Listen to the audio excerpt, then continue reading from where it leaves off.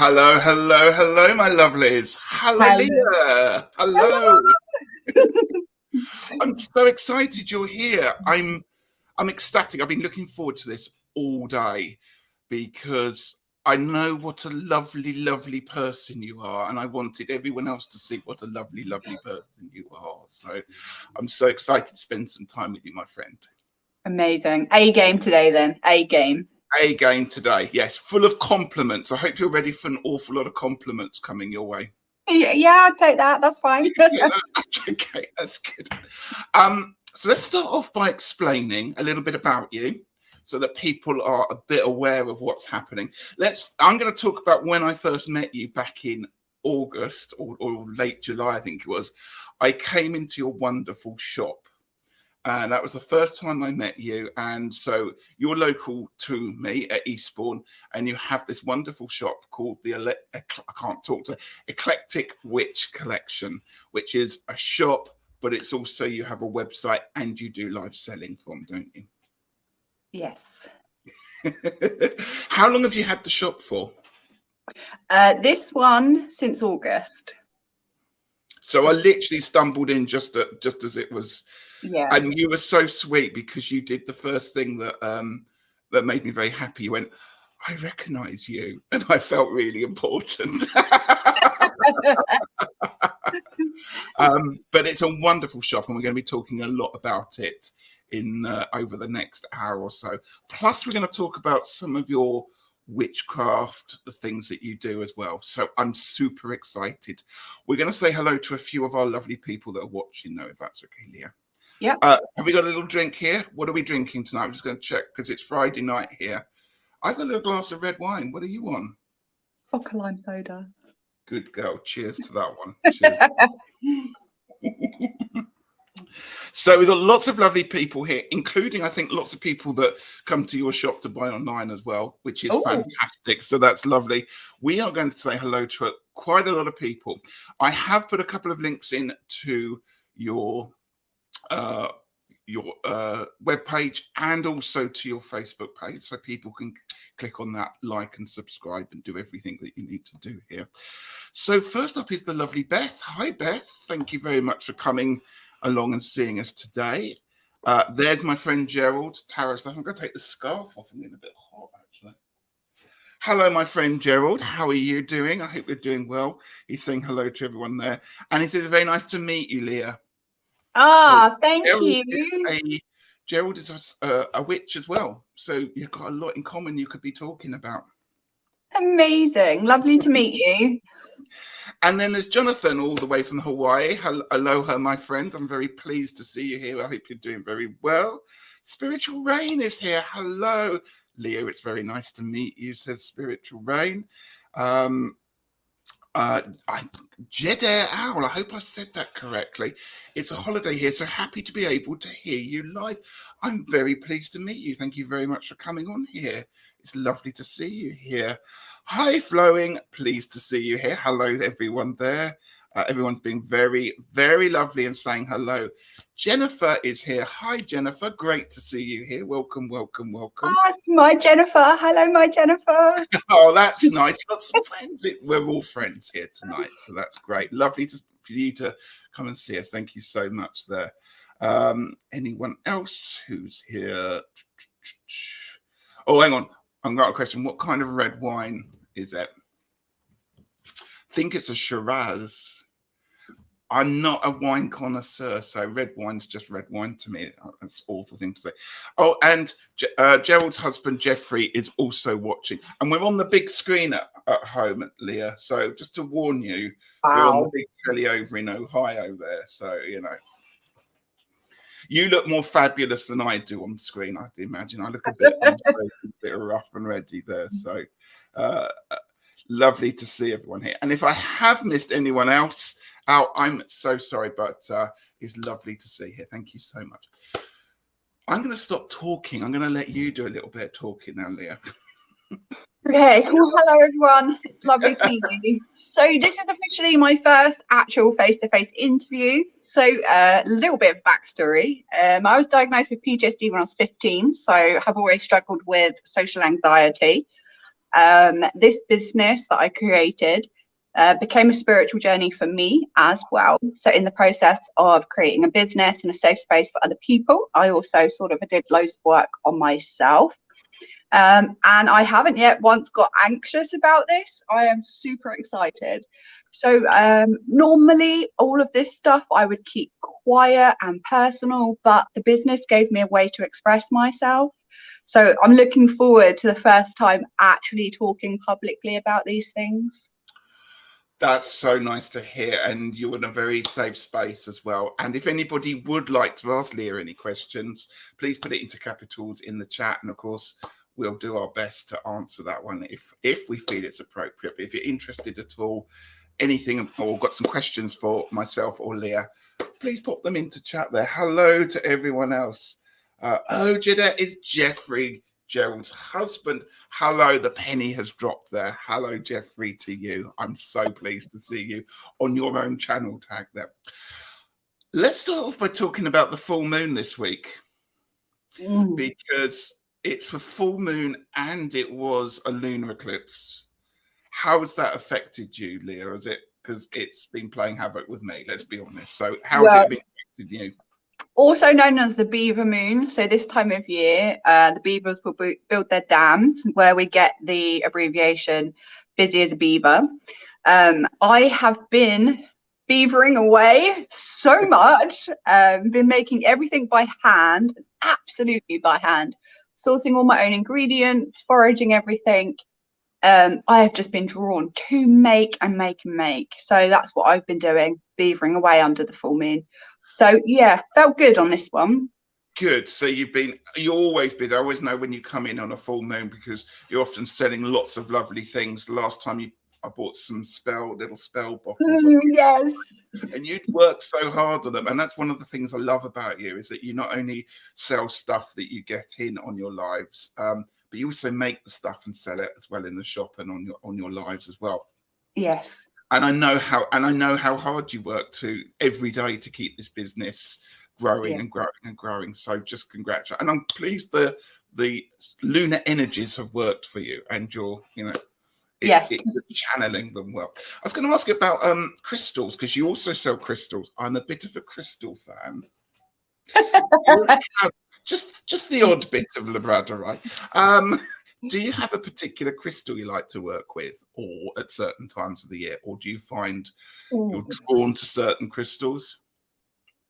Well, I think because the business gives me so much scope to have lots of crystals, I play with a lot of them because I can. Crystals are my absolute undying passion. They're my hobby, they're my life, and they are also my job. So I get to do everything with crystals. My favorite go-to will always be rutilated quartz. It is incredible. And it's the science behind how Mother Nature creates these beauties and leaves them in the earth for thousands of years. And then when we dig them up and we give them a little polish, and it's so mesmerizing. And the fact that they carry this healing energy and that there's so much spiritual attachment to it perfectly ties in with my nature-based witchcraft as well. Brilliant. Crystal fanatic. So when you see all these lovely crystals come in, how do you kind of stop yourself wanting to buy them, or perhaps do you? No. Well, I see them that they are my crystals. Yeah. These are my crystals. And then when people buy them, I always say to them, like, I'll do a little cry sound, because when someone says sold, I'm like, oh.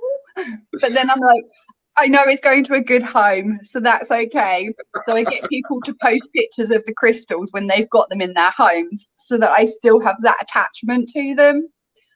I love that. They're my babies. I can tell you every single crystal I've ever sold. I love them. Really?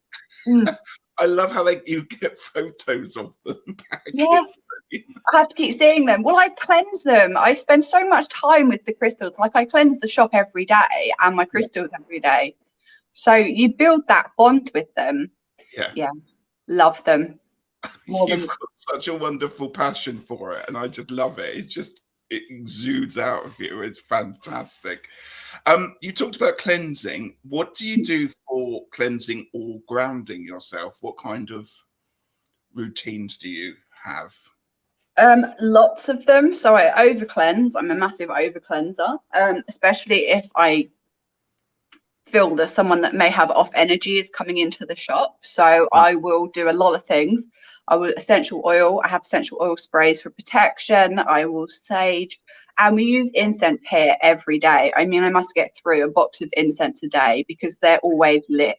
Incense is so cheap and affordable for cleansing. It's brilliant, and it's just a beautiful way to get rid of the negativity. So in the morning when my staff come in, I have this little ritual where I walk around with my spritz bottle and I spritz every corner of the room with the front doors wide open, and I'm like, negativity be gone. You are done today. You are out. And my staff always walk in that moment and get spritz in their face. I was going to say you spritz and cleanse the people as they walk in. When they leave. Go and spritz them, waft them out with your incense and your goose feathers. I love it. That's wonderful. Because you have got a lovely, lovely shop. I mean, I've been in there a few times. Plus, if anyone's ever seen me do readings there, I do readings for you occasionally in the shop. And as you see, you're in the basement at the moment, but it's this lovely corner shop, isn't it? Yeah. Which has got, is it Victorian? It is. It's kind of evolved Victorian. It has to be because it's still got the beams that go up through the centre. It's stunning in here. It is stunning, and it's a lovely space. And what vibes do you pick up from your shop? Have you felt any presence at all, or? Well, I made a deal when I moved in here. I said to the ghosties, I was like, if anything's wrong, just give me a nudge. I'll change it. We don't need any negative or moving things. Just give me a nudge. And if you're not happy, that's okay. But when we were doing the building work in the basement, we found one of the old communication devices, like the radios for communicating with rooms. So we kept it, and it's now upstairs as a feature. So I said to the ghosties, any issue, you communicate through that, and I will fix it. We'll live here in harmony. It's okay. And they haven't done anything yet. So yeah, I was going to say, fingers crossed. You don't move all your crystals because you sell crystals live, don't you? And you have your table. As the so you don't come in the next day and find all the ones you've sold have moved around. No, luckily. That'd be a bit annoying, wouldn't it? They get a little bit cheeky with other things, but that's okay. I can do that. We've got some comments coming in. Gerald knows me incredibly well. He said, wait, Richie, you like crystals? Gasp. Yes, as you know, Gerald, I do like the odd bit of crystal as well. And Beth says, Gerald, you need, the thing's going, you need an over cleanser card. So Gerald is an overachiever. So perhaps we need an over cleanser card on that one there. And he also says, I like the honouring the guest who occupied the space previously. That's a wonderful approach. It is, and I really like that. Again, Eastbourne, where we live, is a kind of Victorian seaside town. So there's quite a lot of history here. And a lot of the shops, a bit like here where I live, is Victorian. So you can feel the history, can't you, as you walk around the town sometimes. And it's quite nice. It's got a good vibe to the place there. Hello to anyone that's joined us. Thank you very much again. If you've got any questions at all, please let me pop it into the chat there. Gerald says, I'm also really glad to hear that you create your own stuff, Leah. I love purchasing magical items made locally. And that's one of the things, again, I love about you, Leah, is that you always spend a lot of time sourcing your stuff carefully, so that it's all ethical, and you cleanse it all as you've spoken about. So I know anyone that buys anything off you knows that you've put 100% care into it, and that again comes across your life. How many lives do you roughly do a week when you're selling? We're at about 2 lives at the moment, so one Wednesday and one on Sunday. So the Wednesday one is our Witchy Wednesday, which we have our witchy themed products in, and then Sunday we do crystals. But we're hoping to increase that. But at the moment, that's where we're at. Fantastic. Sometimes you do, is it 2 a night? Sometimes you split it over a period of time. And it's just, you just go on, don't you? Would you like to explain actually how people can buy stuff from you on that one? Do they have to have an account, or can they just go on to No, you can just join the live and comment sold. So all we need is the email address, which you can pop to the messenger. So that's really easy to do. And then it's just a case of comment sold on the items that you see. But I try to make it completely different. I don't want your basic buying experience. I go over the top with this. So we add in quizzes where you can win free prizes. I give away free gifts, ridiculously expensive free gifts. My last free gift, the RRP, was £33.50 just because it had a missing gem. And I was like, someone can have that for free. It's the community, and I love my customers. So I will go above and beyond to make it a fully immersive experience. Yeah. Like with the crystals, I do spiritual meanings, and I will talk about the science. I'll talk about importation. So I will share everything. So it's not just a case of comments sold. What you're getting is an experience, and that's why people stay for so long and keep coming back every time. Yeah. So yeah, you've got a really good, a lot of lovely customers. I'm not going to call them a fan base, but they do keep coming back. You've got such a wonderful personality when you're doing your live. You're very calm. You're, you know, anything can happen. I mean, I panic about sitting in a chair doing this, but you're picking stuff up and moving it around and having to remember who's bought what and stuff. And again, you've got a great team of people behind you, haven't you, that sort of make all that happen. So that's brilliant. So do check out Leah's Facebook. As I said, it's linked into the chat. Perhaps if other people in here can put it back in again, that would be lovely. Check it out because it's worth. Do you just ship to the UK, or do you go Europe or abroad further? We do worldwide. We absolutely do worldwide. I think the furthest we've been to Australia quite a few times as well. Wow. Yeah. Beth said, I was browsing the online just now. Beautiful and inviting and really cool stuff. Thank you, Beth. I did the website all myself, so I'm not tech savvy, so I'm proud of that. Well, it pays off. And I have to say, you're very good at display work as well, because sometimes you can go into shops that are like this and you just kind of, there's so much stuff in there that you don't know where to look, but yours is always really beautifully arranged and beautifully displayed.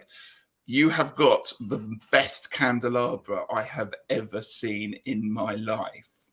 You know the one I'm talking about? It's the ones with ladies and devils doing certain things. But it is on a top shelf, just for anyone that may be not age appropriate. It is on a very top shelf, and we don't show it to people. I have never seen anything like it before. And I walked in and I went, oh, because it took a little while to work out what was going on. It's beautiful. I would really like it, but I feel I have to decorate the whole room to go with it. I don't have anything that would, but it's fabulous. And you do manage to find those really beautiful things that I haven't seen. It's a bit like having a sort of a whole Glastonbury High Street on my doorstep. And I do say thank you, because I know how hard you've worked to do that and how special it is. So what advice would you give to anyone who's starting up your business, or perhaps what would you say to yourself if don't do it? No. I can't say that. Obviously do it. Oh my goodness, if I could look back on myself, what would I say? So it's tricky. I didn't have any qualifications. I have no business experience. So for me, I went into this not knowing anything. But the people that I have met on this journey has been truly incredible. And it's eye-opening how many people have so much kindness. They want to help you. And even people like my landlord, for example, is probably one of my biggest advocates in this business. So the landlord here at this shop was also my previous landlord. He's probably my biggest advocate, and he's a very successful businessman, but he sees something in what I do, and that just takes me aback. That sort of catches me, that he believes in me, and he supported me so much. It's an overwhelming journey. And it is also incredibly hard because you are forever having to learn. And there is so many knockbacks, so many setbacks. And every day you get up and you fight for the journey. You have to have passion. If you don't have the passion, then it just wouldn't work. So I think that's why I do this so well, because this was already my life before the business. Yeah. And I realised when I turned to witchcraft after being pagan since I was 15, started witchcraft about 7-8 years ago. And that helped me so much that I just realised that I wanted to share that with other people that might want help. And I decided to make spell candles that were easy for people to understand and use. So an all-encompassing spell, take out all the hard work and the reading 20 books to understand it, and just make a little tiny description card. And my business started on one spell candle with 5 variations. Wow. And that was how I started it 2 years ago. But it is hard. So you've got to make sure all your ducks are in a row. Yeah. It is not an easy journey. Yeah, and I have to say, I mean, as I've known you for a few months, first time I met you, I thought this is a person who, if anything does get in their way, they don't let it get to them. First time I met you, you went, hello, da, da, da, da. Oh, by the way, you can't use the toilet because it's flooding the basement, and most other people, when they're opening a shop or doing everything like that, that would just set them, and you were just really, really calm about it. And from then on, everything that's come along, you just tackled it in a really, really strong, positive way. And that really comes across. So, as I said, I'm going to be paying a lot of compliments to you tonight. So just make sure that you're aware of that one. There are also moments when I cry myself to sleep because it is so uber stressful. I'm sure. But then I have the mindset every day is a new day. So I can have the worst day, but when I wake up in the morning, that's it. Fresh start again. Yeah. You've got so many lovely comments and people coming in. Heather says, congratulations there. Gerald's asking or saying, sounds like you were wonderful at sharing your knowledge and encouraging people to understand what they are purchasing. You're absolutely right. You're very, you make it simple. You've already said that. You kind of take all the reading out of it and you just lay it on the line as quite simple, and that's lovely. Makes me think you're caring for all the items, so making sure they've got good houses. Absolutely. Beth says, you seem to me to be a very quick learner, Leah. Is the fox one of your spirit animals? Just wondering. Oh, I don't know. Maybe I have two, but mine's actually the bear. It's a bear. How did you discover that you had a bear? How did you journey with that one? I did some meditation to find out my spirit animal. And then from there, I did more meditation to be able to commune with my spirit animal and learn my spirit animal's name. So I use a certain meditation method. So a lot of people I know struggle with meditation. So particularly, for example, I'm ADHD, so my brain is going 100 miles an hour. So meditation is quite a struggle for me, but it's a really important part of the spiritual journey.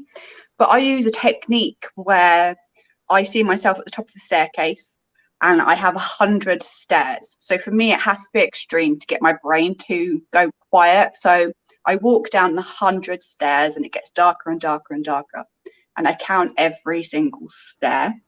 And then at the bottom is a big brown door. So I open the door and it creaks open and it's damp and it's wet. And by the time I've got to the 100th step, that's it. I am fully immersed. And I opened this door and I was a little bit terrified. I was like, what am I going to see in here? So I put all my crystals on me, loads of crystals. I had crystals on my chest, in my hand, because I didn't know what to expect. Yeah. And I opened this door and the sun just hit me in the face. And it was this gorgeous daisy field. It was absolutely stunning. And I'm wearing this little white fairy dress and there's this big bear sitting there and he's put his arms out and I'm just running through this daisy field. I've never felt so free in my entire life. And I went over and I just squeezed him and I stayed there. And it was just the best experience. And it's funny because I can have like down moments and I can do this and I can go back there and just get my big bear hug and it makes me feel incredible. So yeah, spirit animal was bear, but I could possibly have other ones as well. That's such a lovely story. It's making me feel, That's a really good technique as well, because I find it different. I think a lot of people, if they're not used to meditation, can find it. So that technique of walking down, I've heard of that before. Brilliant Yeah, idea. How yeah. often do you meditate? Well, now it's meditation is easier. So I do spell work sort of as often as I can, particularly because I make stuff here. So everything I hand make, I spell. So all of my products have me in it. I am in it. I have spelled it for everyone. So I probably spell on average a couple of times a week. But within that, I meditate to get myself into that proper meditative state so that I can transfer my energy to the product. But now it's much easier to do. I don't have to do a countdown. Unless I'm learning something new or I want to go and commune with somebody like an ancestor for a bit of knowledge, then I would go back to that method of proper countdown to get myself into the trance-like state. Mm-hmm. That's fascinating. Do you have any contact with ancestor? Do you ever feel them around, or do you come across them when you're meditating? No, I don't ever touch the button. Oh, don't open that box. No. Like I know they're there and that they're helping me, because it's quite fascinating. When I first started witchcraft, I automatically have a recall in my mind. So things that should take a while to learn, I can draw on it really quickly, almost like possible past life. Yeah. And I'm drawing on my previous experience. And I just know it. It's strange, but it just comes out. And I know they say that you're not born a witch, it's a skill you learn, and it is something I have learned. But I do feel like there is something in a past life. But I would love to do a little bit of past life regression to maybe see. So that type of ancestor work I'd be okay with. But as for talking to them personally myself, no. Leave that to other people. Yeah. That is not my strong point. I think I'm too empathic. So if there was a little bit of negative, I would suck that in. Yeah. That leads me to a question actually. I thought, have you ever used a spirit board or been with anyone in a session that's used a spirit board or Ouija? I've been in a session where somebody's done it. I won't touch it or get involved. It's just not my calling. I remember at school when they went through the phase that was what everybody was doing. And I was like, I'm not doing that. And I was adamant at 15, I was not doing that. And my daughter, when my daughter was younger, she used to go to Halloween parties and they used to play these games that they shouldn't play. Yeah. So I would always get the face paints and draw a pentagram on her body. So regardless of what happened, she was protected. You need to do it though, isn't it? Because it is those kind of, I've spoken to this before with other people on channels. It's that kind of, I'd say, teenage, let's get drunk and do a Ouija board and all of that. And it can get a little bit addictive. And I know a couple of people, but then I also know a lot of people that use them and obviously use them very safely and properly. I think some people have incredible control of their energy. Like it's such a gift to be able to do that. That is just not my gift. I mean, I'm chaotic and I'm all over the place. So my energy is not something, although I can control my energy a little better now, it is big, it is loud, and everyone knows it's there. So there's no capacity for me to channel it.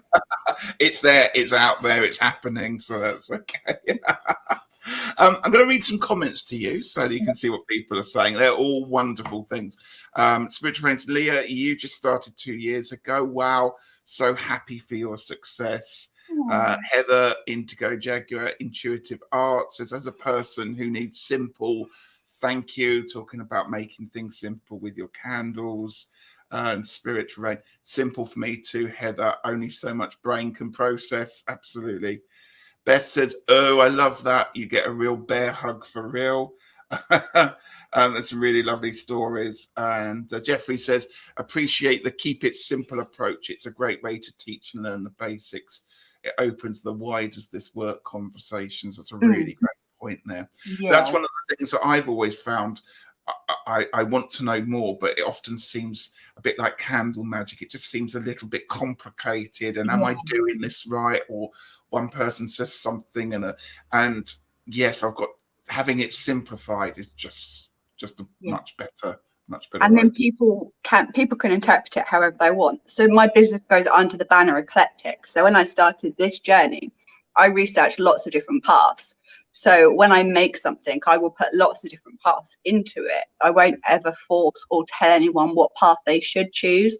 So it is a very basic washed down version that can be interpreted for themselves, but it does take that initial panic away. And that's what was so important for me, because I think I would have started the witchcraft journey sooner if I didn't have to read as many books. Yeah. And once you get buried in the books, then it's like, oh, okay, that's all really conflicting. Yes, absolutely. And one of the joys of YouTube actually is that now we can find people who we kind of bond to or come across, and we go, actually, yeah, that makes sense. And you can kind of follow them. There's a couple of people I follow on YouTube because it just seems to make a much more sense on that one. So that's, again, a joy of YouTube there on that one. Yeah. Spiritual Range just said, I just learned something about counting down to get to that stage. She says, thank you, Leah, for that one. Ursula's here. Hello, Ursula. Absolutely love Leah. She has helped me enormously. Oh. And Gerald's got a question for you, Leah. Yeah. Which is really good, because that's what I was going to ask, but he's asking it now so we can do it. What is the main difference for you in Wicca, witchcraft, and paganism? What does that mean? What is the what is the main difference for you between Wicca, witchcraft, and paganism? Any thoughts on that one? Do you want him to elaborate a little bit more on that? Yeah. If you want? Okay, if you can elaborate a little bit more on your question, Gerald, we'll come back to that one in a moment. But I made a spirit board, painted one. I made it specially to contact my late pets. And that's the only time I've used it with a pendulum. Hello, Micah. Good to see you. Anyone else that's joined us, hello there. Really lovely to have you here. And Heather says, Witchcrafting by Phyllis Cura is a great book for beginners to advance. Do you have a book that you would recommend at all? Oh my goodness. There's a do I have it here? I don't think I have it here. There's a book. It was £4 from the works, and it's called The Green Witch. I've seen that. I picked that up a few times, and I went, it's £4. It can't be any good. It's £4 book from the works called The Green Witch, which is about that thick. Started my business. It started the foundation of my business. The simplest book, but that was the beauty in it, because it was so simple. It made it easier. Sometimes I struggle with witchcraft because I've been doing it for so long. I will go high intensity. Spell work, hour and a half. Spell work, 2 hours. Meditation, 2 hours. But this book made me approach it from a completely different point of view. So I swear by that book for anybody, even if you're far in on your journey. It helps you just to take a step back. And I learned, but every book I read, I learn something new, and that one taught me about fairy stones, to go in your garden, how to decorate them, how to make them with concrete. Love it. every book teaches you something new. Actually, I mean, you're right. There's a lot of books coming out now, like The Works. For anyone who's not in the UK, The Works is a chain of books, kind of cheap books that you may not find in sort of not other bookstores. They sell all sorts of stuff, and it's quite reasonable. It's often stuff that's been reduced, and they have got sections on sort of esoterical stuff, metaphysical, mindfulness. It's all lumped into one shelf, and you can always find something fabulous in there. There's often a book on tarot, so The Works. They also have a website as well, so you don't even have to go into town if you want to. Is it the Anne Morrow one? I don't know who the author is of that one there. So okay, Gerald's come back. He said early in the conversation you shared you were pagan. And Yeah. having been studying witchcraft for 8 years, I'm curious how you see the shift. Thank you for clarifying that, Gerald. Yes, Is that I okay, get it Leah? now. Thank you. Yeah, so I grew up in Hastings Old Town, which most people know is a very pagan orientated community. So I automatically grew up with pagan traditions in me because it was what my family would do, and they'd go to all of the festivals, Green Man Festival. And then in my 20s, I sort of didn't really draw on any of the energy because in my 20s, I think I was probably a little bit lost. Then for my 30th birthday, I was like, you know what? I love paganism. I'm gonna make this a part of my life properly and devote what I need to devote to that journey. Then when I was doing my research, I came across witchcraft, and I was like, oh, this is a bit of me. This is a bit of me.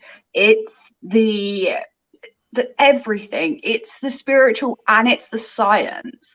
Like a tree, a meaning of a tree, a meaning of a leaf. That the simple things in nature that get me are like in autumn when you walk on a crunchy leaf and you get that crunch sound, and it just sends a shiver down the back of my neck. And I love that. I love everything to do with nature. So that felt more me, that side of it. I was much more drawn to nature. I've always been the person, even in my 20s when I was going through my bad patch, I was a person that would walk in the sea in the freezing cold with no shoes on. I would walk in the woods with no shoes on. So I've always been super heavily nature based, but didn't really understand, because paganism, we were more taught about deities and deity altars and deity type worship. And although I love all of that and I love that concept, that isn't my strength. My strength is spells. And yeah, so from 30 to now, I'm 38 now, spell work has been what I do. And I like the element of foraging for my spells, and that devotion to Mother Nature and that thanks that I get to give. I love it. So yeah, that was how I went from paganism, because the paganism was more what people were around me when I was growing up. So that was just the natural progression, that I was also pagan. But then 30, did my own research, went full-blown witch, and I was like, the world is gonna hate me. So I declared myself solitary. 7 years later, I have a business called Eclectic Witch Collection, and everyone knows who I am. And now look at us on a Friday night. We're here chatting with I the drink. That's a great story. I hope I answered that. Did I answer that question? I think I did. I think you did. I think you did it brilliantly. Thank you. Yeah, and actually, people are saying, Leah, I totally resonate. It's absolutely beautiful. Peter here. Hi, Peter. Paganism and science are not mutually exclusive. Jonathan's here saying, I understand, Gerald, some pagans shy away from the word witchcraft. The Wiccan religion are separate, but some people don't see a divide between the two and can use pagan and witch interchangeably. Yeah, it's all very sometimes very mixed up, isn't it? Yeah. And Gerald says, I think the most powerful people are those that integrate paganism and science. I think it's the most powerful places to be. Oh, thank you. I think you're fantastic with that question. And it's very interesting what you're saying about nature, because since lockdown, I've certainly become much more aware of, when I walk in nature, to actually walk, recognize trees. A tree is no longer just something there with leaves on it. It marks the journey. And I've done a lot of work, or I'm doing a lot of work with trees. I'm meeting Glennie Kindred. I'm starting a journal on trees for the year. So I'm going to follow the tree year of the wheel of the year through the trees. Oh, beautiful. Do some journaling, do some tarot, get some oracle cards about that. So next year it's all tree based. So it's fascinating. We'll have to talk more about that, won't we? See, when I go out to the woods and the tree's got a cross on it and I know it's going to be cut down, I will hug it and I say a little prayer and I'm like, you've done me proud, you've done so well. And I'll get so emotional knowing what that cross means. But I wouldn't want to. It's like in real life with humans, if we know someone is passing on, we're there with them and Yeah. we say a prayer for them and they pass on and they're not alone. And you think of like scientifically what trees give us as human beings, but yet we just cut them down and that's it, end of life. Yeah, it always strikes me when you see a tree being felled on telly or something like that. You know, often the country file programs, ones are there, you know, and they're just cutting it down, and there's just like a group of men. It actually started to really get to me the other day when I saw it, and it makes you think about Christmas with Christmas trees, doesn't it? And Yeah, even though that is a pagan tradition, yeah, Christmas trees I don't do. I've got a light tree. That's it. I've got a light tree that I use for all of the seasons. fantastic. Do you say, you know, do you ask the tree if you take something off it? Do you do that and say thank you or leave an offering at all? Yeah, so I always leave offerings for everything. So predominantly I forage from the beach. So when I do that, I'll go and pick up litter as well. So I'll always absolutely give something back. I don't want the bad juju. So Yeah. 100% yes. Brilliant. Spiritual Rain says, I'm more of a nature child, I suppose. I do appreciate the science behind life, but not too much on the deities. And Micah says that'd be cool if you took monthly, weekly pics of certain trees. Absolutely. There's a lot of stuff about which tree goes with which month in the Druid or whatever it is cycle. So yeah, it'd be really cool to start keeping an idea of it. Heather says, which still retains a negative stigma, but the most positive light that is shined upon it, perhaps people will become more aware of its true spiritual beauty and connection to earth. I do hope so. And Yeah, Jonathan I said, struggle just saying the word witch. I always use witchcraft or Wiccan because witch just it still feels like it's offensive. It's like something I can't ever quite let go of. But I'm learning to be okay with that and use like witchcraft, Wiccan less and actually say witch. I think that's important for my journey. But then that's also sort of the transition from solitary to out loud and proud. Jonathan, going back to the trees, says I can't be around the act of cutting down trees. I hear them screaming too clearly. That's really sad, isn't it? There. And Jeffrey's got a question for you, and I'm loving Jeffrey's owl profile picture right now. Can I just say that, Jeffrey? I love it. He asks, Leah, do you feel an affinity for one of the directions, north, south, east, or west? No, I don't. So when I first started witchcraft, but actually tell me if you're actually getting intuition on this, guys, do let me know. So when I started witchcraft, I started with a compass, positioning my altar in a certain direction. But the struggle that I had was my house is so small, I couldn't get it in the right position without it being in the middle of the room. So I ended up not learning enough of my north, south, east, and west. So I don't know if I have the intuition for it, but if you guys have a read on that and you feel that I am, yeah, just let me know because I will 100% sort of look it up and understand it more. That would be amazing.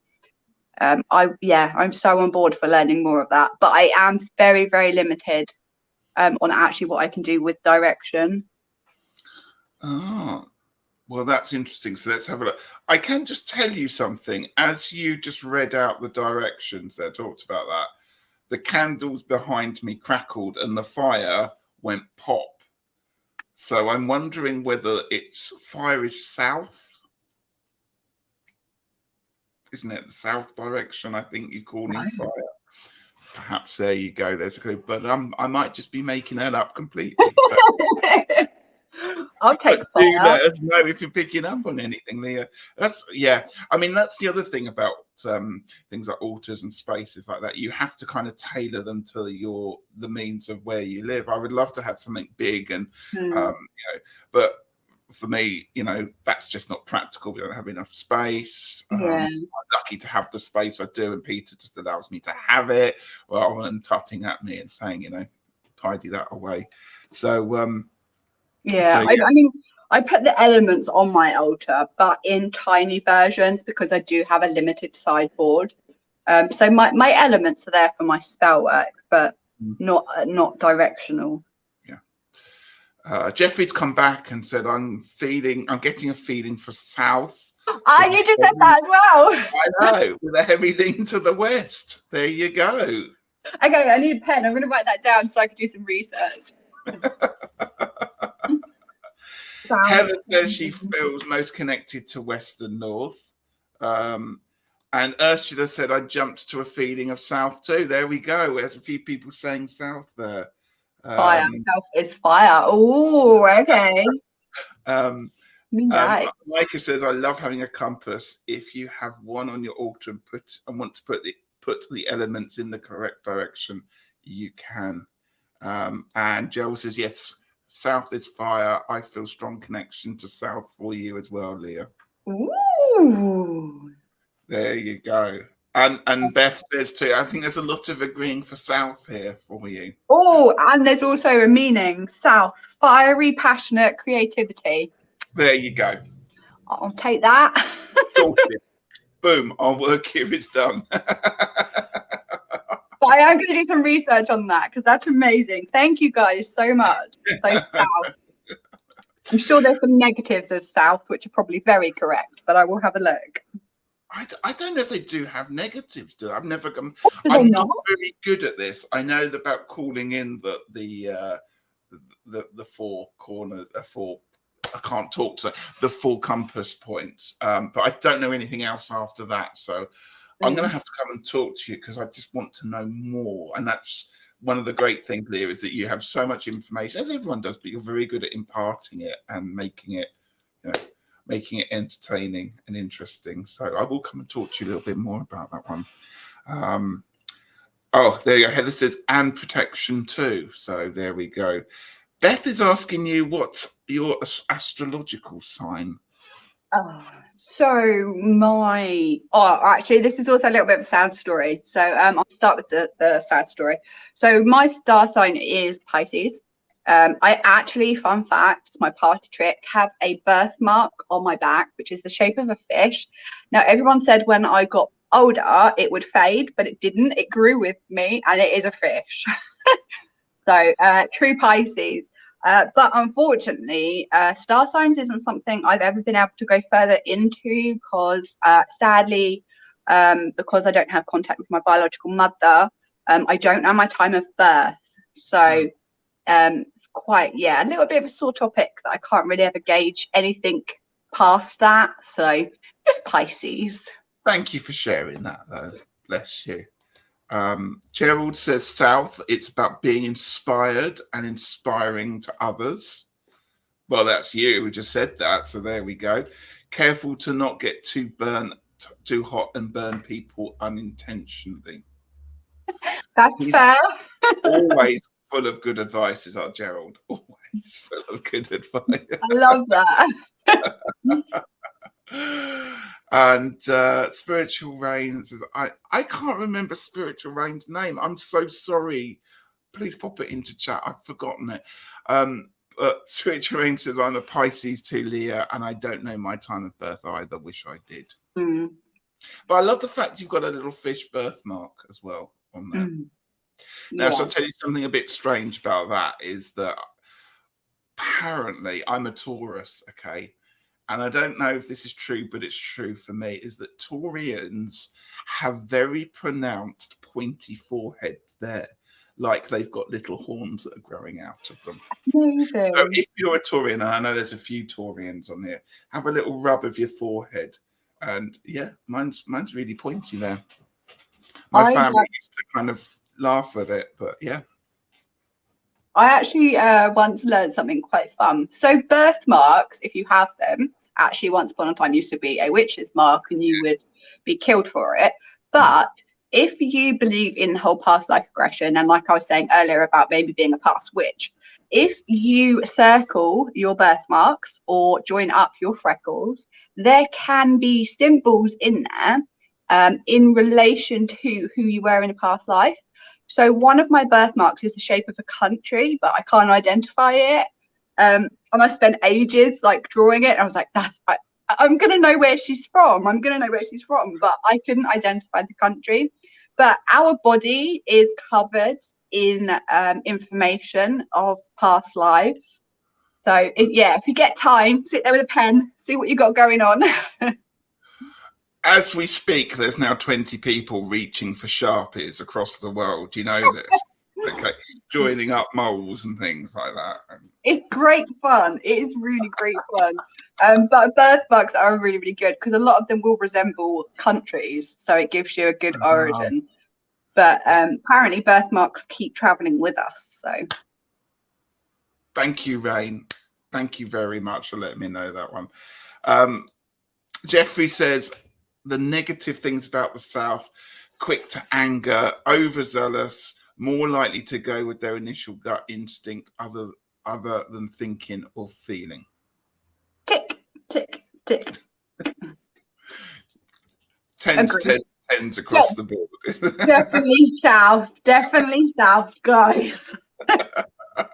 And Rain says, that's really cool, Leah. I have so many freckles and moles. Yay, get drawing. Get colouring, everyone.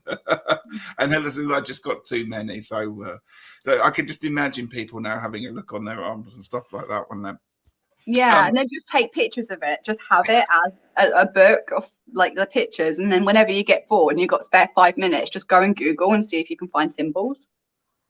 It's great fun. Apart from when you get to your back, you need help for that.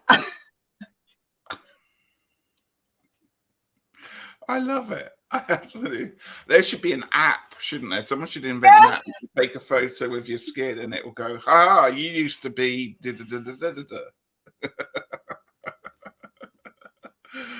Jonathan says, I'm covered in spots, but I'm seeing the Big Dipper on my left arm. Well, there you go. Perhaps you used to be a bear. There you go. Something like that. Gerald's got a question. Leah, do you use tarot as part of your spell work? So I actually use oracle cards for my spell work.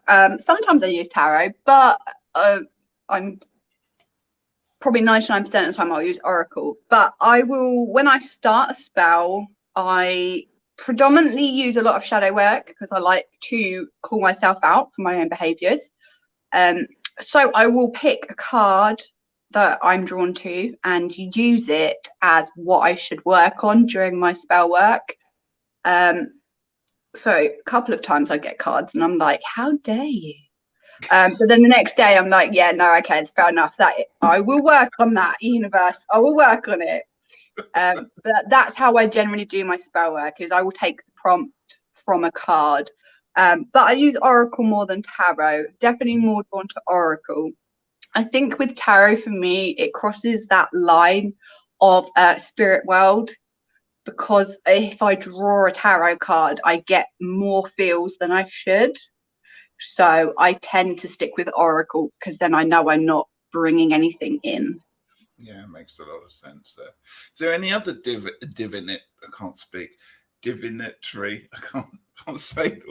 divination tools that you use?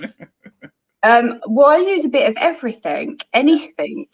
Particularly scrying. I love scrying. With all different mediums you can scry as well. Tea leaf reading. So I actually bought all of the stuff to start learning tea leaves, but then I was slightly put off because it tells you to read the symbols. But I was like, oh, I'm getting intuition on this. I can't see the symbols, but I can tell you what you're feeling.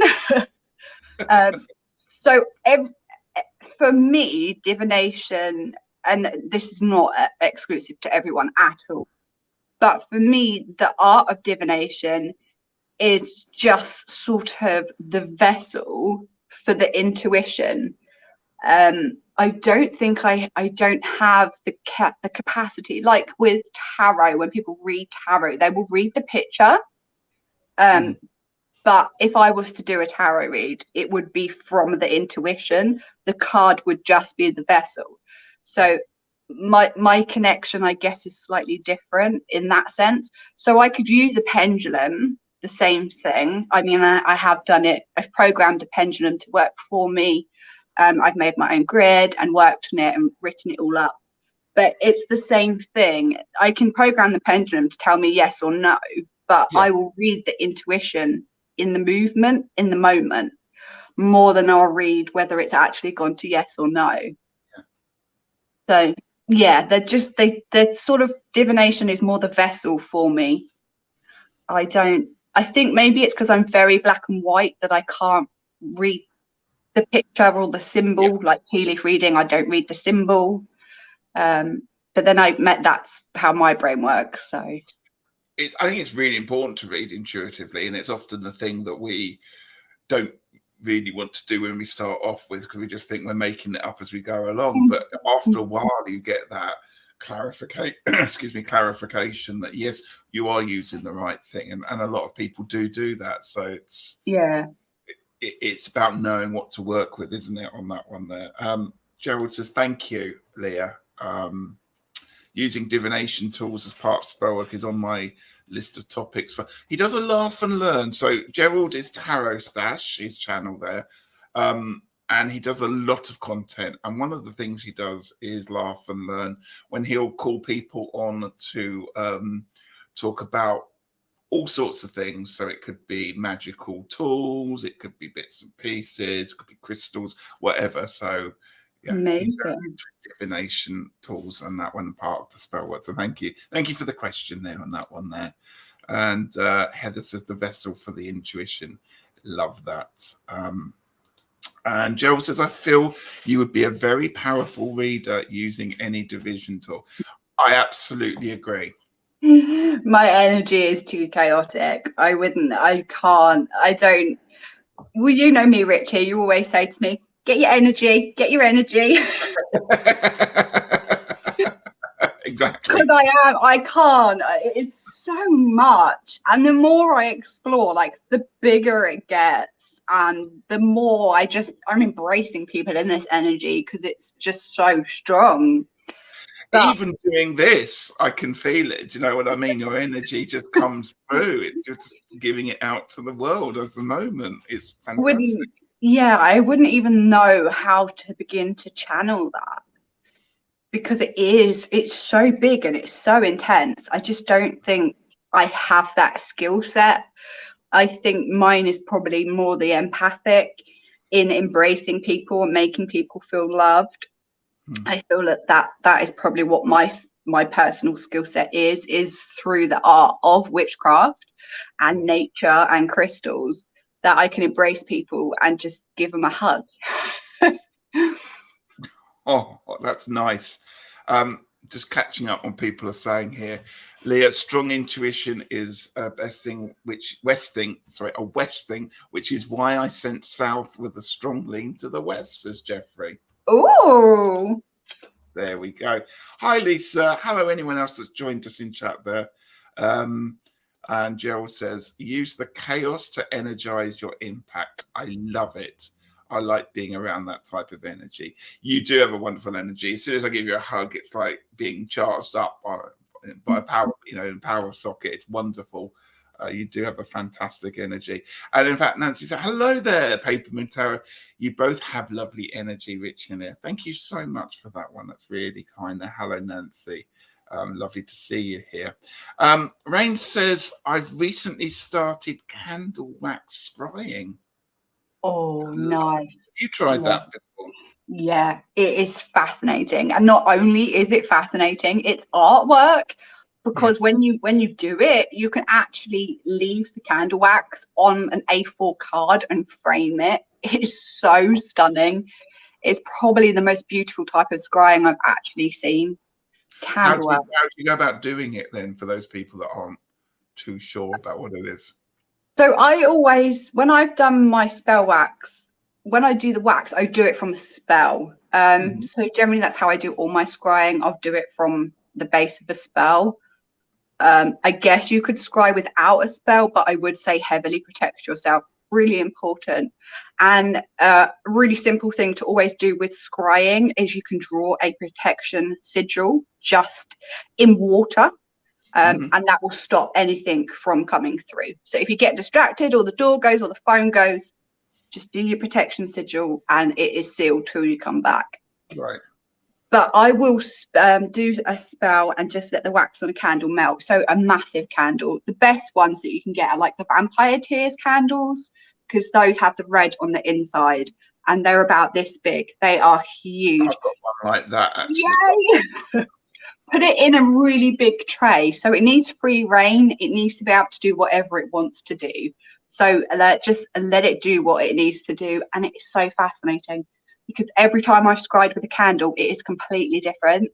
It just blows my mind how it is so different. And I always use the same platform, but every time it is different. But then it's just a case. So again, if you read through divination tools, in reading through and seeing, you could see people, you can see faces, you could see ancestors, whatever it is you're looking for, you can see that in there.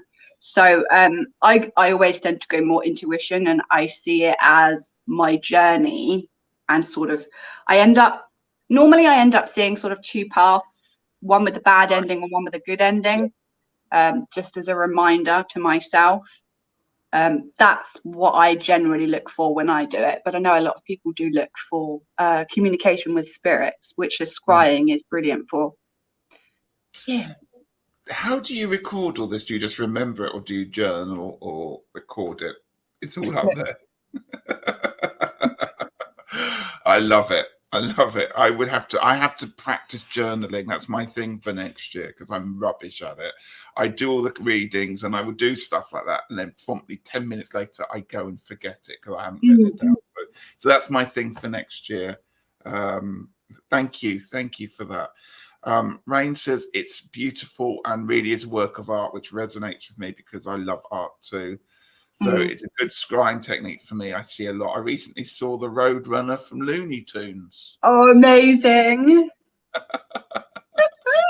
And Nancy says, I scry with a glass of wine. Is that wrong? No. No. That's a good way to scry. Absolutely. Because wine's actually beautiful when you look on the inside. The colour of wine's incredible. I know you can do it when you get the legs on it. So, like when you have a good wine and it sticks to not sticks, but it hangs to the side of the glass. I've seen people do that. And I've seen people do images from bubbles in beer and cider. Nice. Yeah. On there, so there we go. Yeah, beat to the toilet. Of course. Absolutely. Oh, wow. While Leah is taking a break, thank you so much, Joyce. There are some fantastic questions that everyone's asking. Please feel free to ask us anything we like. As you can see, Leah is more than happy to share anything at all, and it's fascinating to talk to her. So I'm just going to read through some of your comments whilst Leah's refreshing. Gerald says, I think you need a larger glass for scrying with wine. I can't believe I'm drinking wine tonight. I don't normally drink with a lot, but I just thought, yeah, it's Friday. Let's have a glass of wine. So cheers, everyone. Have a good weekend. People are talking about their compass points. So Beth says, I'm predominantly north and I lean to the east. I don't know what I am. I think I'm probably south if I had a choice. Refreshing, absolutely. And John said a bowl would work best, right? How do other people, if they scry, what do they use? I've never had any luck with it. I've tried many times with a crystal ball, and all I can ever see is my reflection in there. I can never get it to work. So, yeah. Mega pint of wine. Yeah. And Rain says, I like a good Merlot on a Friday night, maybe a cheeky Bordeaux on Saturday. I don't normally drink during lives because problem is I get really quite thirsty when I'm talking so much. And so I just tend to knock it back and I don't want to get really, really drunk. So there we go. Hello, Duncan. Hello to you. Lovely to see you there. And Jeffrey, thank you so much. You're back. And just as I'm paying you a compliment, Leah. I'm ready. Wonderful guest. So glad to hear live. It's so nice to have you here. I'm really, really pleased. But we're just talking about scrying, actually, and I'm saying I never have much luck with it. And people are talking about how much wine you need to scry with. Beth says I have the most luck scrying with a mirror. Is it a dark mirror? Do you sell dark mirrors? Have I seen a dark I can mirror? actually hand make scrying mirrors. So what I do is I paint the mirror black, but I make a spell out of herbs and paste, which I paint onto the back of the painted black glass. So I can fully spell a scrying mirror. I learned to do it quite a while ago. And then I put the protection sigils all around it. So it's automatically a simplified version, but completely safe. Because mirrors can be a bit temperamental. You've sort of got to go into it with the open mind. I tell you what you need to do, because you've got lots of time on your hands, let's face it. You need to be making a series of videos. You need to get your own YouTube video channel and be making these videos, and we can be watching them, and you can do all this. Yeah, that would be amazing. I keep setting the video up to video on time lapse, but I keep not pressing time lapse. So it's a 2-hour video, and I'm like, I can't do anything with that. I like that. I'm the same. I've done when I'm recording walkthroughs of decks, I quite often get really into it, and 25 minutes later I realise I haven't pressed record on that one. And at that point, I'm not doing it again. I'm not doing it again. It was fantastic. People just going to miss it. The scrying mirrors are beautiful because it's a really old recipe as well. So I always stick to the really, like, the oldest recipe I can find. I like to go really far back into history. Oh, so I like that. Whereabouts would you find that? It's on the internet, or have you? Yeah, the internet. Passed down from witch to witch for centuries. Well, the best books that I found with the really old spells in are just in the generic, really old style bookshops. Really? Yeah, because if you actually ask them, they have so many books on witchcraft. But the thing is, you wouldn't know because it looks like a generic book. So if you ask, they will show you. But all of them, you can go and say, oh, where's the witchcraft section? And they will show you. And they have the most beautiful things in there. I mean, I've once picked up somebody else's grimoire before, and it was so fascinating. It was so fascinating. But I had to pass it on because I think there was something in it spiritually. Okay, right. So I passed that on quite quickly. So yeah, learn what I needed to learn. That one's not for me. But it's fascinating what you can get in secondhand shops. It is. Again, we're lucky in Eastbourne. There's quite a lot of secondhand, very good bookshops around. And I've been to other big cities, and a lot of the shops don't have anything like we've got. So we are very, very lucky in this town. Really super. And Hastings as well. Hastings is really good. Hastings, I should explain to people. How far is Hastings? 15 miles away? 10 miles? I don't know.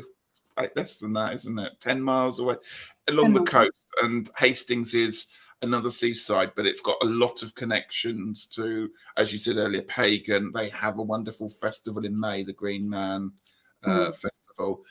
And even Aleister Crowley stayed there. I think there's a place where Aleister Crowley used to set up residence. I think it's now a true crime museum or something like that. But I want to go to the true crime museum. It looks amazing. Perhaps we should have a day out together there. That'd be really nice. Have some chips on the prom afterwards. Oh, I love that. I love Hastings. I don't know. Hastings has just got such good energy. It has. It's really nice town. It's funny, all the little towns or cities along the coast, they've all got slightly different atmospheres, haven't they? Slightly different fields. Well, Jonathan's talking about different ways of scrying, watching where the ocean waves kiss the shore. Isn't that romantic and poetical? He lives in Hawaii, so I can imagine, just imagine that palm trees, sand. Yeah, beautiful. Got it. Okay. Beth says those scrying mirrors sound amazing, and Heather said mirrors are portals, and I'm not trained properly to scry with them. Yeah, there's a lot of people again think a little bit. Yeah. Micah says, I think you can edit the video in free software to do time lapse. I didn't know. I know. I downloaded an app to do it, but I'm not tech savvy and I got stuck and just gave up. Well, you are tech savvy because you do really well. Like I said, with your lives, you've got all the equipment and you do all your bits and pieces. So you're amazing. Mm. You're amazing. Thank you. uh, Beth says crystals and clouds are good too. I like a little bit of cloud gazing actually there. So yeah. And Jill said, do you have a way to keep all your recipes together, Leah? Okay, so the sensible question would be to tell you that I'm super organized and I know where everything is, but honestly, I have 19, counted the other day because I tried to put them into one. I have 19 notebooks where a random recipe will pop into my head and I'll write it down. So a lot of my spell work, this is going back to what I was saying earlier, I can just recall it without knowing it or looking it up. It is slightly unique. But a concept will pop in my head and I have to write it down. So over the 2 years that I've been doing spell work for other people, I've accumulated 19 books. The handwriting is unreadable. It is not organized and it's an absolute mess. But I can also safely tell you that I know every single recipe that's in those 19 books in my head. Good. And you know them and you use them, so that's good. I like that. I know, but other people look in these books and they're like, how do you do that? And I'm like, but I know what it means. It means something to me. Yes. So, He also asked the question because he is also an overachiever when it comes to notebooks and stationery and things being put into certain. He's got one of those card indexes they used to have in the library. Do you know what I mean?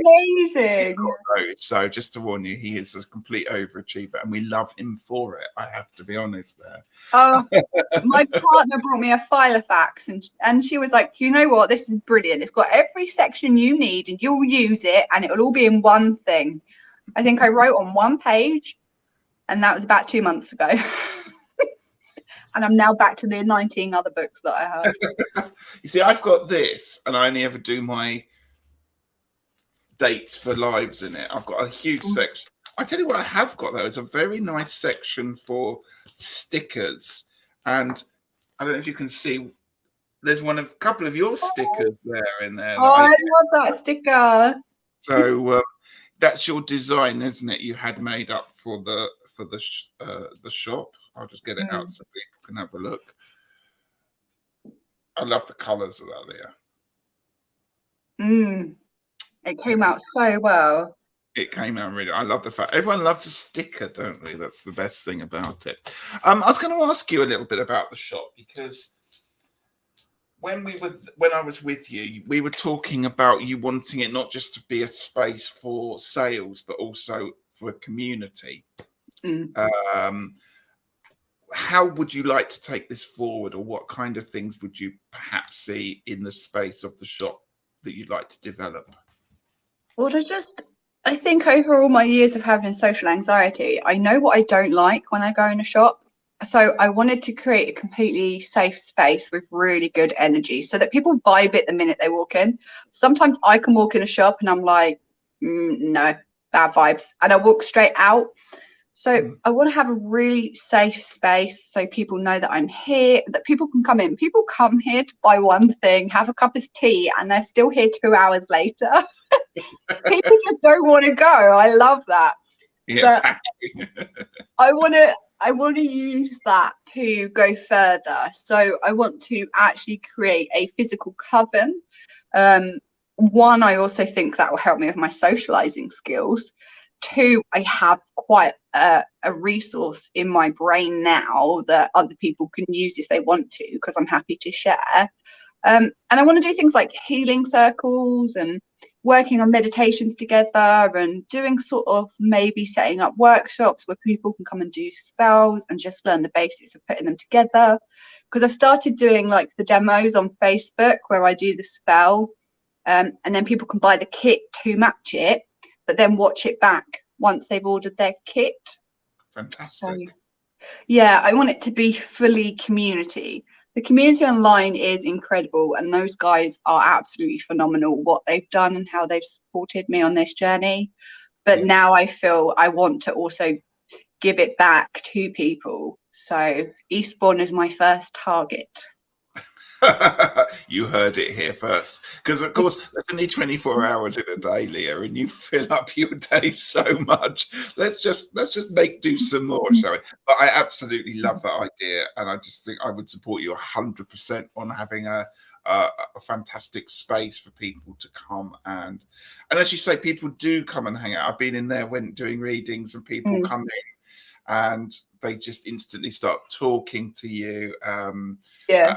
And they'll open up, and they're all lovely people, lovely souls, and they'll stay for a considerable amount of time, and they'll leave happy, and they're going to come back as well. That's the other great thing.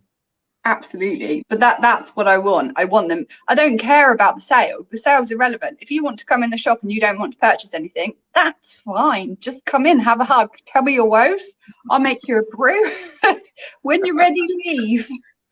How fantastic. I mean, I'm so lucky to have you on my doorstep. I really am. I've said that once, but again, I really appreciate that, because I've walked in when I'm feeling a bit low. I've walked in when I'm feeling a bit happy, all sorts of emotions. And it is a lovely space that you've created. I've said that a few times, but I'm hoping everyone can see that one there.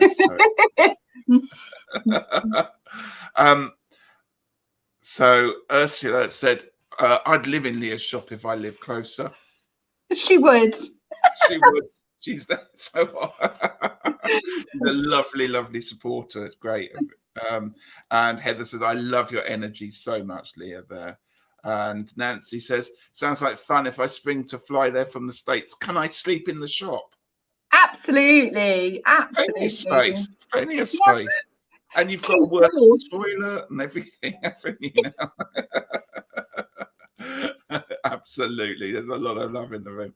And Jennifer says, I wish I could live nearer, as haven't found anything like that where I'd stay. I have to say, I mean, I've been to Glastonbury a couple of times, and obviously Glastonbury is the most famous place for lots of shops like that. And you just encompass everything about Glastonbury in one small space. As you say, it's not about necessarily the purchases and the lovely items. It's the community and your energies as well. The experience. That is it for me. It's the experience. It is that simple. Even in the lives, it's the same. If you're buying through live selling, it's the experience more than it is the buy-in.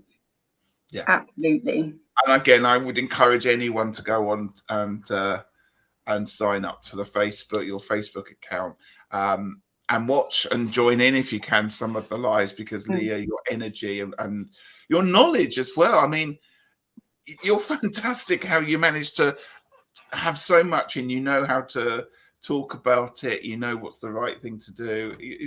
You're gifted. You really, really are. And lovely. Oh, thank you. We've only got a few more minutes left. I can't believe it's gone that quickly. But I am going to ask you a couple more questions, if that's okay. If anybody else has got a question you'd like to ask Leah, then now's the chance. But I was going to ask you about the Sabbats, because we've just had Halloween, Samhain. How do you celebrate or hold the Sabbats? Do you do them all equally with the amount of time, or are there more that are particularly more special to you than others? Ostara to me will always be I think the one I'm most drawn to. I think mainly because my birthday's also in March, that by the time my birthday comes around, it's like a whole new year, it's a whole new beginning, and then it's Ostara, and I'm like, yes, this is me. Sewing, for example, I do avoid the veil when it's at its thinnest, but I do pay my respect to my ancestors. I have loads of books. So I was paying respect to my ancestors, and I bought some new books, and I've just learned a new craft, and I'm in love. So I have been making them here. So I need to actually I need to spell them to activate them, and I'm just finishing petitioning them. But I have made a range of poppets. So for sewing, I taught myself a new skill in reading and learning about my ancestors and the tradition of poppets, and going back as far as I could. Yes, and then I was so inspired that I made them, but I couldn't activate them when the veil was the thinnest, because I was like, okay, I'm gonna petition the dolls so that they're only for healing. So those are ready to activate. I just need to wait for the right moon phase, Right time. added power. I love that. Yeah, I'm going to go and learn a new skill and new craft just for that one there. So sometimes I do read books when I'm trying to pay my respects to my ancestors, and some things don't resonate, but I don't know, this one just really did. It really ticked all the boxes for me, and I was like, I'm not quite sure if that's a concept I can get behind, is the doll and the healing. But once I finished reading these books, I was like, yeah, I'm so in. But it's we're gonna get to see one. This is one of them. There's actually 3, but this was the one I started with. Oh wow. It's Poppet Magic. But it's got everything in, and it's also got the templates at the back as well. It's fantastic. Right. But I wouldn't recommend that for your first one. It's slightly overwhelming, but that's why I brought smaller versions to start with. And then I just referenced this by chapter when I needed to know something rather than read the whole book. Because she is very experienced. She knows her stuff. It is slightly overwhelming when you read her ritual and how she puts these dolls together. It's like, I don't think I have the brain for that. But no, yeah, incredible. So I've never heard of anyone else making their own poppets or making poppets. I think it's I think it's fascinating. Yeah, well, I thought what I'll do is leave the option. So with these particular poppets, a lot of the history states that a witch, when she's making them, will use her own blood. But then that's like dependent on if people are okay with that concept. So what I thought I would do is sort of leave the poppet so that people can have requests if they want like a certain thing added to it. But all of my dolls are petitioned to only be used for good. So if anyone tries to petition them for anything else, it will deactivate. So it is just, these dolls are created just for healing purposes. Yes. That's brilliant. So if you are in need of a poppet, you know where to come now. Yes. I'm so excited. So I've been making them birthing boxes. So they have to be birthed. Really? Yes, and you have to put them in this safe box. So I'm using the Eye of Horus as my protection symbol on the top. So when you start birthing the dolls, when you've started making it, you have to put the elements back into the box, because apparently the dolls can get a little cheeky. So you have to put them in the box in between the different spell stages that you do. So they have their protection birthing boxes up there, and I've named them all. They have a certificate with all of their dates on and their names. Yeah. I love it. That was what I did for sewing. I love again that you've gone those extra mile and given them certificates and names, and you've taken the extra care over them all. I think that's fantastic. I really do. Well, it takes such a long time to do it. It's a lot of spell work to activate them. So I think out of anything I've ever done, this is truly a piece of me, and my energy is in this 100%. Yeah. So this is like 100% calculated spell work, because I don't want to do it when I'm holding any negativity. So it has to be absolutely 100% high energy to empower these dolls. Yeah, I'm excited. I can't wait. I really can't wait. Tony said, I have a spirit doll that we made last year on the October blood moon. People are really excited now. Absolutely. It's fascinating. And Beth says, that's awesome, Leah. I love it. And Nancy says, is there a Poppet app? That would be amazing. It would be good, wouldn't it? I don't know. What have you got coming up in the next? I was going to just kind of say, what's your plan for next year, 2023? Do you have any big plans, or is it just see how things go? Yeah, I think at the moment it's sort of see how things go, because obviously the economy is a little bit quieter at the moment with all of the political stuff that is going on. So at the moment it's sort of just take each day as it comes. Ideally, my long-term plan is that I would like to put EWC in as many locations as I can as community hubs for everyone on spiritual walks, like no exclusivity to anyone on a particular path, not to witchcraft. Like I want everyone to be fully included, and have it as a safe community hub that people can go to learn if they want to, or if they want to go and share, they can do that. If they're more of a leader, they could go in and lead classes. But yes, so Eclectic Witch Collection community hubs all around the UK to start with. That's my long-term goal. But for now, I'm just working more on my own personal craft to share with people to purchase. Because I finally feel comfortable doing it. It's taken a long time. I get quite protective of my magic. I can understand that, though. I mean, absolutely understand that. And I mean, you're so dedicated and what's the word I'm looking for? That of course you have to be protective of it because you're so passionate about it all, and that just comes across. It's come across this evening as we've been talking about it. So that's fantastic. Well, I'm going to obviously be supporting you, and I'm also going to be coming in to do as many readings as I can with you in the shop, because I love doing them. It's been great to actually just do some very quick, and we have done a lot of very quick readings for people, and it's been fascinating. I've loved getting back on board with that one. So again, thank you for giving me the space to do that. I really, really appreciate it. Thank you for doing it. I love the fact you do that. I'm just going to have a look at people. I'm shuffling an oracle card. Should we have an oracle card for people? Should we pull a card? I'm going to pull a card, Leah, for us for the weekend in a moment. But Gerald says that's additional stuff put into the pop. It sounds like a very South with heavy West creative tool. Like that. Oh, I love you guys. Thank you so much. That is on my list. My next read. I have South, strong lean to the West.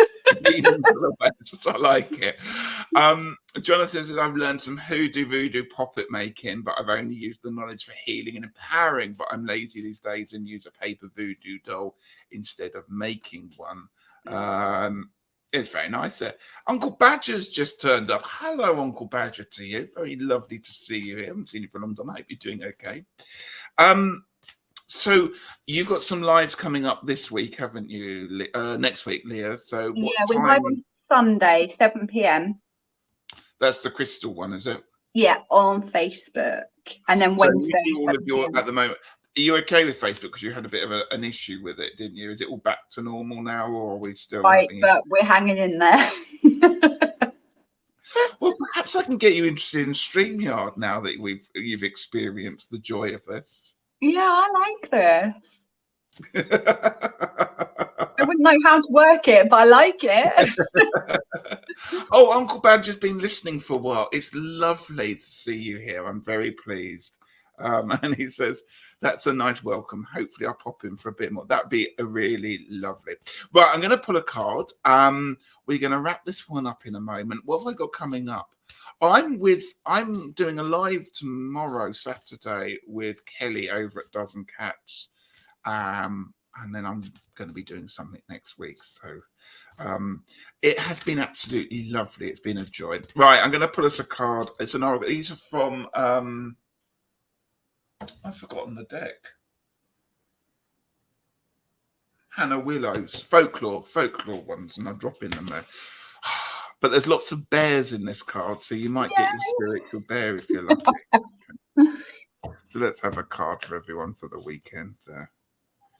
Well, it's not a bear, but it's a very nice image. We've got love. No.